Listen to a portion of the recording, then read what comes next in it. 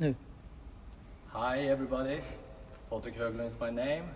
I'm a maritime archaeologist.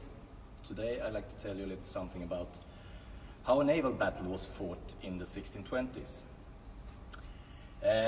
Some of you know probably that the Vasa carried a lot of guns, but this is not the main focus today. The guns were important, but just at the beginning of a battle. Normally a battle will settle with hand-to-hand fighting when the enemy ship boarded the other ship. So we try to take it from the beginning. When two ships or more ships closed in and the commander decided for battle, he would give the order clear ship. Then all the decks would be cleared for every debris, chest, seaman's chest, or even interior walls and things, stuff like that, to get perfectly cleared decks for the men to conduct the combat.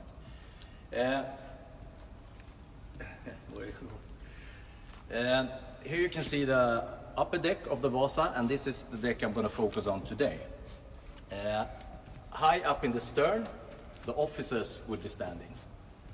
The commander of the ship, an admiral or a captain, would wear his great sword, a big broadsword. Not very useful in combat, but it was a sign of authority and power, and everybody could see who was in charge on the ship. Also the enemy could see that. At this time, the officers or northern men, sailors or the soldiers on board wore uniforms. They came pretty late in the 17th century. So sometimes it could be hard to distinguish friend from foe. But the officers were clearly visible because they had often very expensive and colorful clothing. So standing in the stern of the ship, they were tempting targets for enemy musketeers or gunfire. Up in the stern, there would be the high officers, the admiral, the captain, and also the army officers. The army officers, the soldiers, at this time, there was a lot of soldiers on the ships, often outnumbering the actual sailors. The army officers would post their musketeers along the railings with their muskets. There would also be the master up in the stern. The master was the one responsible for sailing or handling the ship, handling the sails.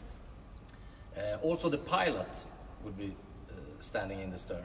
He was the one in charge of the actual navigation, and he would give the command down to the helmsman, who was the one in charge of the actual steering.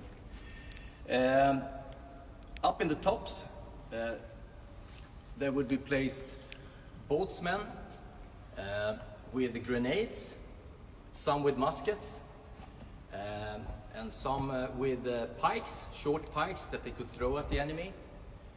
There would also be hanging hooks, grappling hooks, I think it's called in English, to be thrown out towards the enemy ship if you want to pull that ship close to you before the boarding. Not all of the officers were in the stern. Some were also down on the gun decks, the lieutenants and the master gunners. They were in charge of the guns, and also in charge that everyone stayed at their battle stations and didn't sneak away. Before the battle, everything on the ship was soaked with water, even the sails, and there were also buckets of water placed all over the ship, even up in the tops. So in case there was any fire, it could be put out as soon as possible. The most dreaded thing on a ship was that the ship would caught fire, of course. So I will try to tell you, there are very few accounts of how an actual naval battle, how they did it. There are very short sources telling us about that, but it is one important source from 1627, and we have both sides of accounts of what happened, the Polish side and the Swedish side. A small Swedish squadron had been laying outside the city of Danzig, modern-day Gdansk. They had blockaded the port from April, and this was in November, for a long time.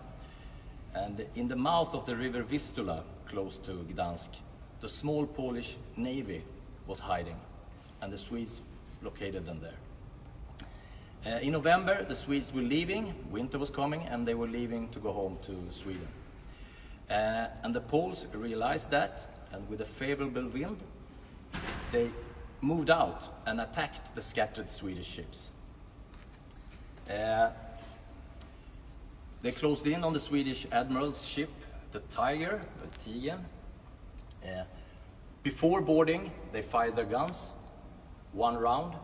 They fired with small canister shots on the open decks to try to clear the decks for the enemy. In the stern of the Swedish ship, Tiger, was the Admiral Nils Stjärnsköld, standing with his great big sword like this. He could also be seen swinging it and shouting encouragement towards his sailors and soldiers. But his exposed place in the stern soon caused him to be hit by 2 musket shots, one in the neck and one in the spine. He fell down and tried to reach down into the cabin. And then when he was trying to crawl down into the cabin, he was hit another time, this time with a musket shot in the shoulder, and he almost lost his arm and was hanging pretty much loose. At the same time, his servant, Mats, was hit with a gunshot.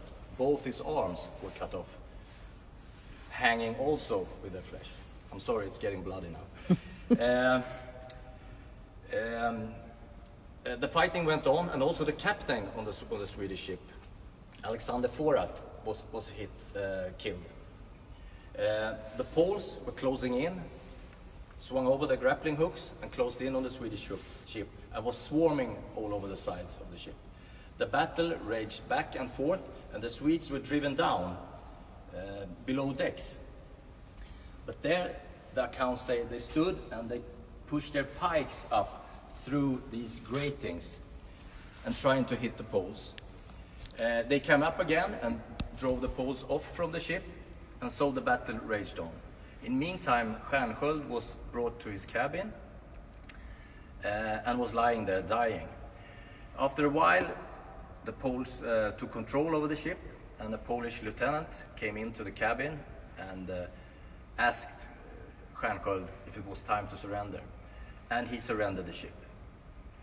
Then the Polish admiral, Admiral Dickman, came on board to the ship, but before he could celebrate the victory, he was hit by a fleeing Swedish ship with a gunshot from long distance. It took both his legs off.